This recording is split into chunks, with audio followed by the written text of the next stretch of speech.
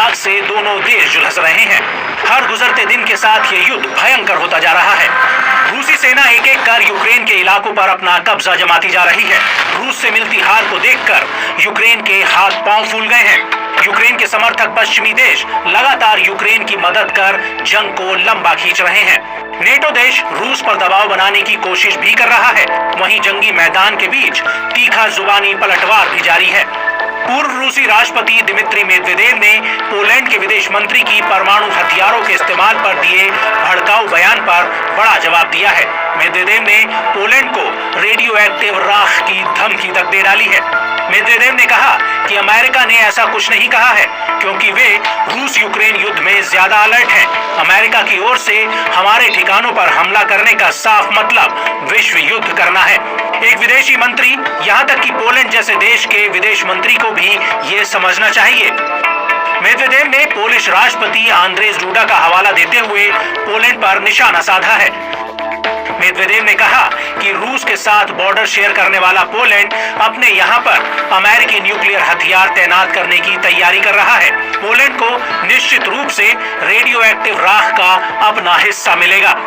बता दें कि डूडा ने बीते अप्रैल महीने में कहा था कि पोलैंड यूक्रेन के सबसे मजबूत समर्थकों में से एक है। जैसे बेलारूस में रूस के न्यूक्लियर हथियारों की तैनाती है, वैसे ही पोलैंड भी अपने यहाँ नेटो के परमाणु हथियारों को तैनात करने के लिए तैयार है। साल 2008 से 2012 तक रूस के राष्ट्रपति रहने वाले मेदवेदेव उदार रूसी नीति रखने वाले शख्सियत माने जाते थे।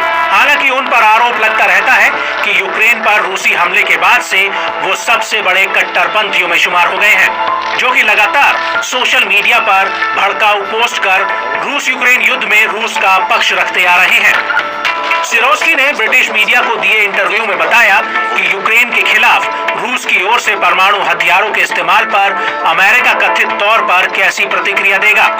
पोलिश विदेश मंत्री ने कहा था कि अमेरिका ने रूस से कहा है कि यदि आप परमाणु बम का इस्तेमाल करते हैं तो भले ही इससे किसी की जान न जाए, हम यूक्रेन में आपके सभी टारगेट्स पर अपने हथियारों से हमला करेंगे, हम उन सभी को नष्ट कर देंगे। उन्होंने आगे कहा कि पश्चिमी देशों को यूक्रेन को रूस के सैन्य ठिकानों पर हमला करने के लिए अपने हथियारों का इस्तेमाल करने की इजाजत देनी चाहिए।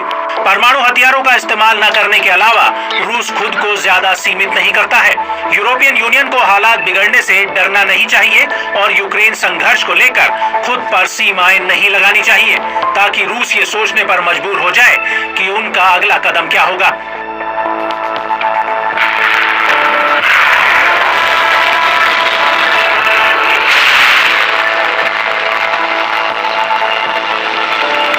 गौरतलब है कि इस महीने की शुरुआत में रूसी राष्ट्रपति पुतिन ने यूक्रेनी बॉर्डर से लगे इलाके में परमाणु हथियारों के इस्तेमाल का अभ्यास करने का आदेश देकर यूक्रेन समेत तमाम पश्चिमी देशों में हलचल बढ़ा दी थी।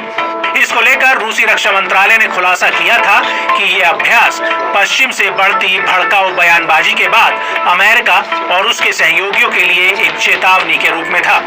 बता दें कि यह पहला मौका नहीं है। इससे पहले भी अमेरिका और उसके सहयोगी देश रूस पर परमाणु हमला करने का आरोप लगाते रहे हैं। हाल में राष्ट्रपति पुतिन ने जोर देकर कहा था कि यूक्रेन संघर्ष में किसी भी समय रूस ने ऐसे हथियारों का उपयोग करने पर विचार नहीं किया है।